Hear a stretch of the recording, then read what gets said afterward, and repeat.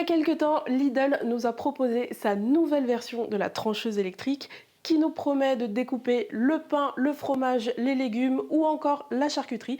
Et c'est ce qu'on va regarder ensemble aujourd'hui.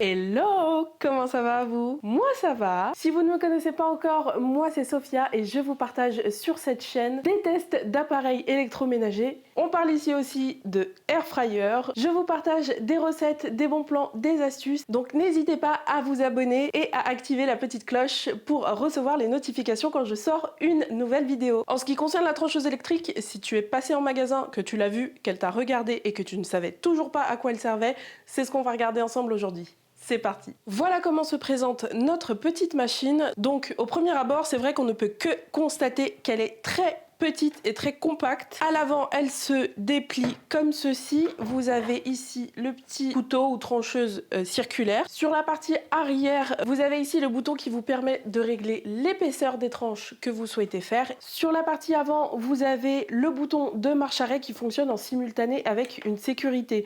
Quand on appuie comme ça, il ne se passe rien. Il faut d'abord actionner la petite sécurité et ensuite on pourra mettre en marche et en arrêt la machine. Parce que pour la petite histoire, il y a quelques années, je travaillais en cuisine et je tranchais de la charcuterie avec une trancheuse électrique professionnelle et je me suis littéralement coupé un bout de doigt. Donc autant dire que c'est devenu une phobie. Là, ce côté double sécurité, il me rassure énormément, d'autant plus qu'il y a une sécurité supplémentaire. On a un deuxième accessoire qui vient sur la trancheuse. À l'aide d'une petite encoche ici, il se positionne comme ceci et c'est tout simplement une glissière qui va nous permettre de faire glisser nos aliments. Et le troisième et dernier accessoire, c'est ce que j'appellerais un petit poussoir qui se clipse sur la glissière et qui va nous permettre de pousser en toute sécurité nos aliments.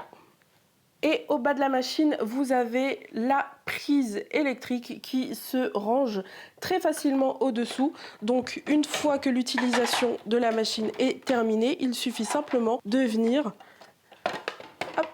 la ranger comme ceci et ça prend relativement peu de place. Maintenant que vous savez à quoi ressemble la machine, l'heure est venue de la tester.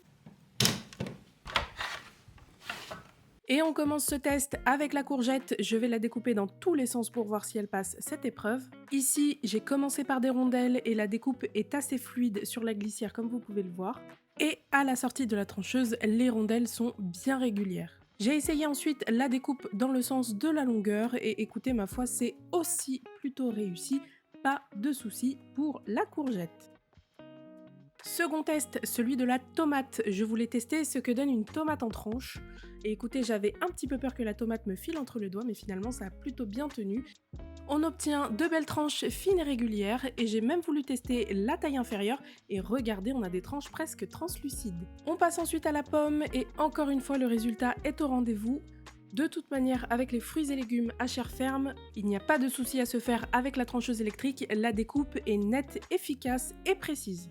Petite astuce, si l'aliment glisse pendant que vous tentez de le découper, on viendra couper une petite partie à l'arrière pour augmenter sa surface d'adhésion sur les petits pics que vous pouvez voir et la découpe n'en sera que plus facile. J'ai également testé pour la pomme de terre la taille de découpe la plus fine pour voir s'il était possible d'avoir un résultat proche de celui d'une chips et regardez, la tranche est super fine. Pour la patate douce, en revanche, la découpe était un peu plus compliquée. Comme à cru, la chair est très dure, donc j'ai eu un peu de mal à faire mes allers-retours et mes tranches se sont littéralement cassées, mais aucun problème quand on va sur du taillage beaucoup plus fin. On obtient de belles tranches fines, nettes et régulières. Pour le pain, ça n'a pas commencé de manière évidente, j'ai vu que mon pain essayait de se faire la malle, donc ce que j'ai décidé de faire, c'est d'y aller coup par coup, tranche par tranche, et j'ai finalement réussi à l'avoir. Voilà le résultat avec des tranches très fines. Et j'ai voulu tester aussi la découpe du pain dans le sens de la longueur pour avoir des sortes de maxi toast et j'étais très impressionnée du résultat, j'avais peur que la mie se disloque et finalement les tranches se tiennent super bien. Pour le fromage, ici j'ai choisi du cheddar, la découpe a été sans accroc. Avec un fromage à pâte dure comme celui-ci, aucun problème, on pourrait presque dire que c'est passé comme une lettre à la poste. Ou comme un couteau dans une meute de beurre. Et enfin, Tennessee qui a gentiment filmé cette vidéo avec moi l'attendait comme le messie, le saucisson. C'est pour ça que je l'ai filmé en dernier, sinon vous n'auriez pas eu de vidéo. Des tranches nettes et régulières, parfait pour l'apéro. Et comme tout s'est trop bien passé pour ce crash test, j'ai décidé de faire passer à la trancheuse une ultime épreuve, celle du filet de poulet cru. Et écoutez, la découpe était assez chaotique, mais le résultat est incroyable. Le filet s'est parfaitement coupé en deux. Une fois qu'on a terminé toutes nos découpes, la plupart des parties sont amovibles pour pouvoir facilement les nettoyer.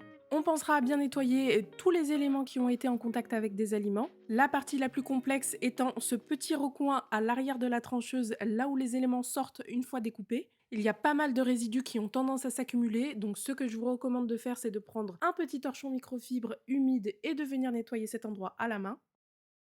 Si jamais vous êtes bloqué, sachez que la scie circulaire se démonte pour vous permettre de retirer ce qui est coincé à l'intérieur et surtout veillez à bien laisser la graisse qui permet le bon fonctionnement de la machine. Bon, eh bien les amis, faut dire que je suis plutôt impressionnée. Il est vrai que j'ai acheté la machine il y a quelques temps et jusqu'à présent je m'en servais uniquement pour couper de simples tranches de pain, mais aujourd'hui avec ce test on vient de passer à un autre niveau. Clairement. Et vraiment, je pariais pas un centime dessus, mais la découpe du poulet, elle m'a vraiment terminé. Donc si la prochaine fois que vous allez faire vos courses, vous voyez cette petite trancheuse et qu'elle vous fait de l'œil, surtout n'hésitez pas. Si cette vidéo vous a plu, n'hésitez pas à liker et bien évidemment à vous abonner. Quant à moi, je vous fais plein de bisous et je vous retrouve très prochainement pour de nouvelles vidéos.